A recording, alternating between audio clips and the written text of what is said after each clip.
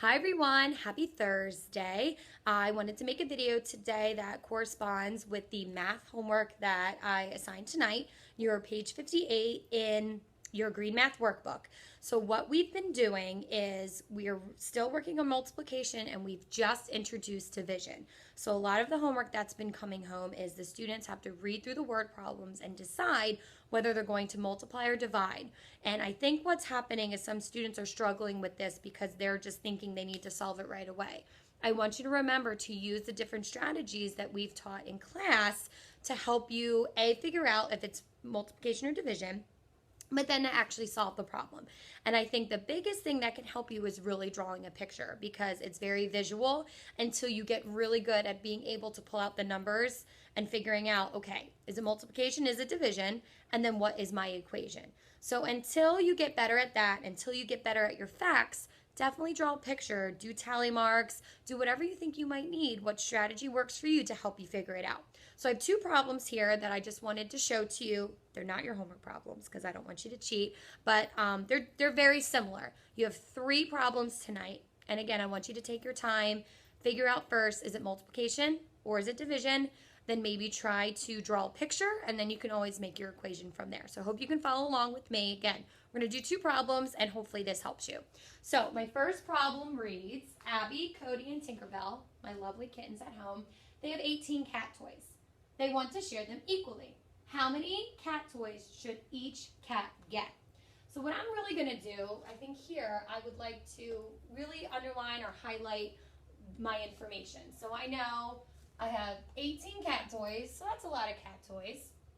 They want to share them equally. Now those are some key words. If I'm sharing, I'm kind of handing out. I have this big number, but I'm making it smaller. So if you have a bigger number and you're sharing them equally, that's your clue that you're going to divide.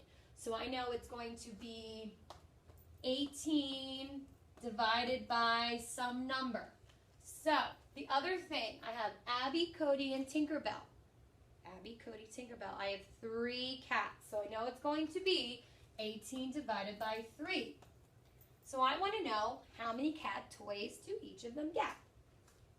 So I think what's going to be easier is just to draw a picture. Okay, so here's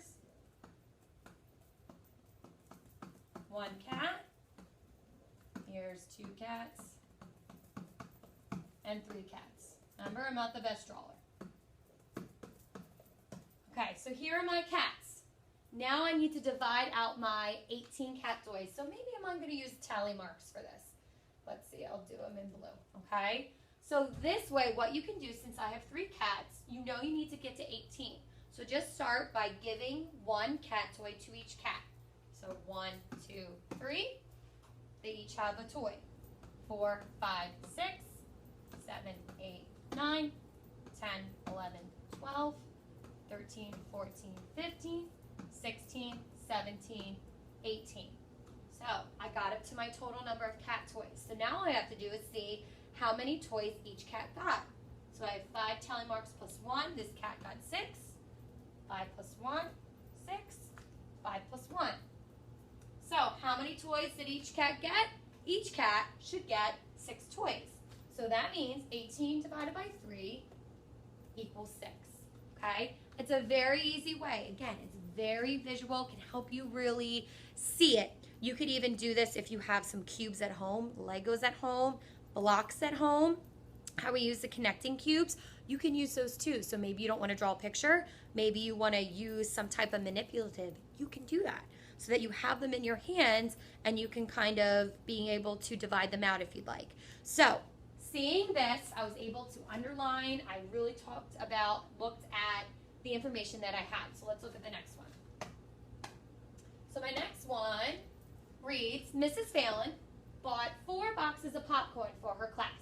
Each box has 6 bags of popcorn in it. How many bags of popcorn are there all together? So all together is going to be my biggest clue word. Okay, all together could probably mean addition or it could mean multiplication. So keep that in mind. I have 4 boxes of popcorn for my class. Each box, that's my bigger clue word, has 6 bags. Each, in this case, means multiplication. okay? So I have 4 boxes, 4 groups.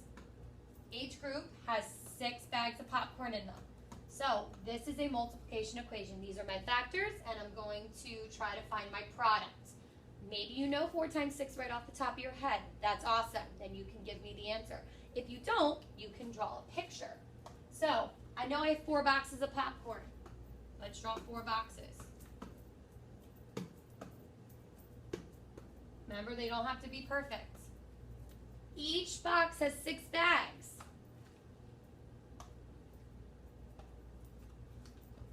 One, 2, 3, 4, 5, 6. That's kind of hard to see. I'll make them bigger. 1, 2, 3, 4, 5, 6. 1, 2, 3, 4, 5, 6. 1, 2, 3, 4, 5, 6. 1, 2, 3, 4, 5, 6. So what I could do here, I could count up every single one. I could maybe do some repeated addition. I could do 6 plus 6 plus 6 plus 6. I could skip count by 6. I could skip count by 6s.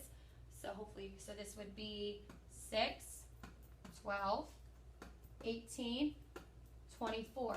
I have a lot of different ways that I could solve this multiplication one, and a lot of you have been doing really well with multiplication. So again, the first step, look at your information in your word problem. Figure out if it's multiplication then division. Then if you need to, make an equation. And really, if you need to, you can draw a picture or use something that you have at home to be able to help you, okay?